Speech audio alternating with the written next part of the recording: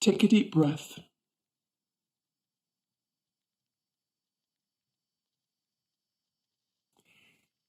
With every inhalation, industrially produced molecules are drawn into your being.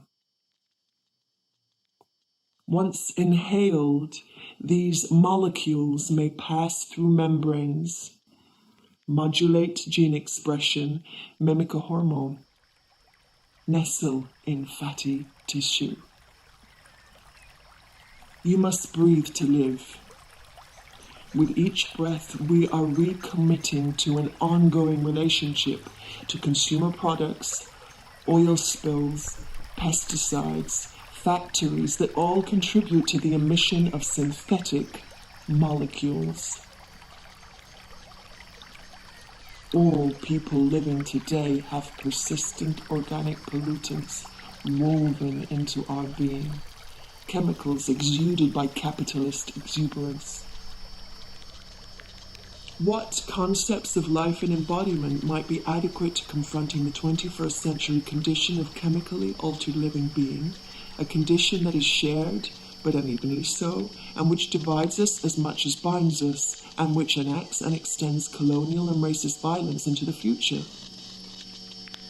Life on Earth is entangled in this condition of already having been altered by chemicals like PCBs, a condition that I'm thinking of as Alterlife.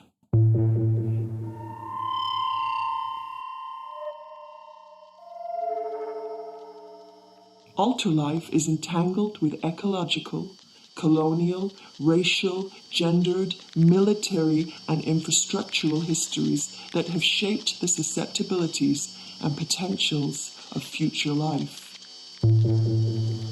Alterlife is a condition of living in the ongoing aftermath of settler colonialism, white supremacy, and extractive capitalism.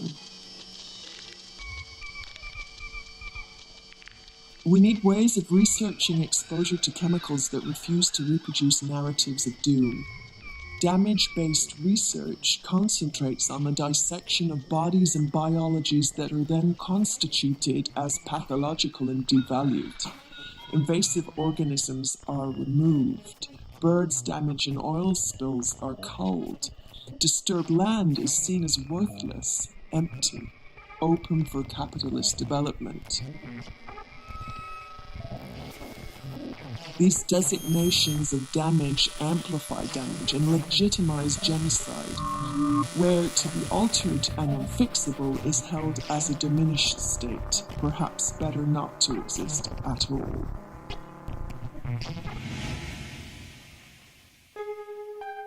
Refusal to reenact damage-based research is an invitation to create new kinds of research questions about building decolonial supportive worlds now, without waiting for a better moment to arrive. The round goby helps me think through this call for suspending damage. The round goby is a fish from the Black and Caspian Seas transported to the Great Lakes in ballast water in cargo ships.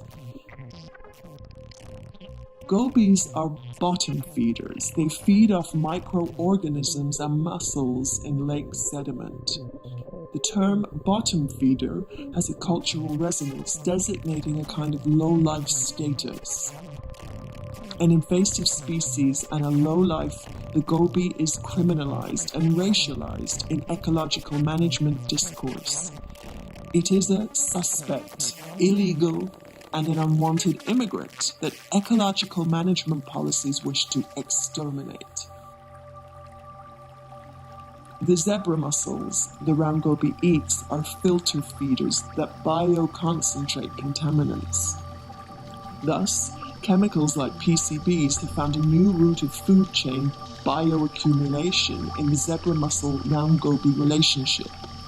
The round goby is charged with the crime of resurrecting the chemical past from lake sediment. The round goby is so successful as an invasive species because it is relatively pollution tolerant, finding garbage-filled lake bottoms in highly disturbed ecologies good nesting sites. Mainstream ecologists are interested in getting rid of this uninvited immigrant.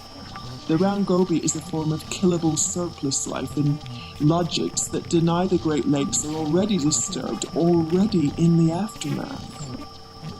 Yet, the round goby has also become a sentinel for chemical contaminants because they show sex changes in response to endocrine disrupting chemicals.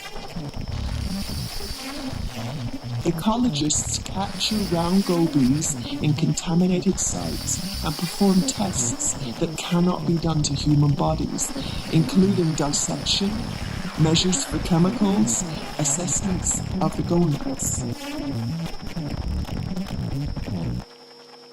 Gobies have multiple male genders. Changes to the 14 kinds of male goby genders, a skewed sex ratio, the presence of eggs in male goby testes. These are all signals of the goby's capacity to respond to and thrive in the presence of endocrine disrupting chemicals. It is becoming a signature of contamination for the disturbed and transitioning Great Lakes, a way to map the presence of endocrine disruptors like PCBs through its sex living being.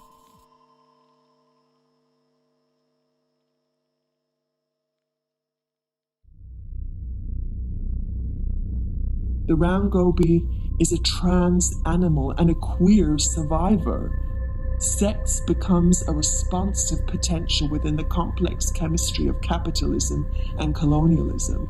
Plasticity in response to molecular entanglements that can be unbearable, but which are also sometimes survivable and which are occurring all the time as part of the ordinary beingness of life. Fish, birds, humans, turtles, mollusks, nematodes, and coral have capacities to transform in the chemical worlds we inhabit together. Becoming altered with chemicals is a shared and entangling process.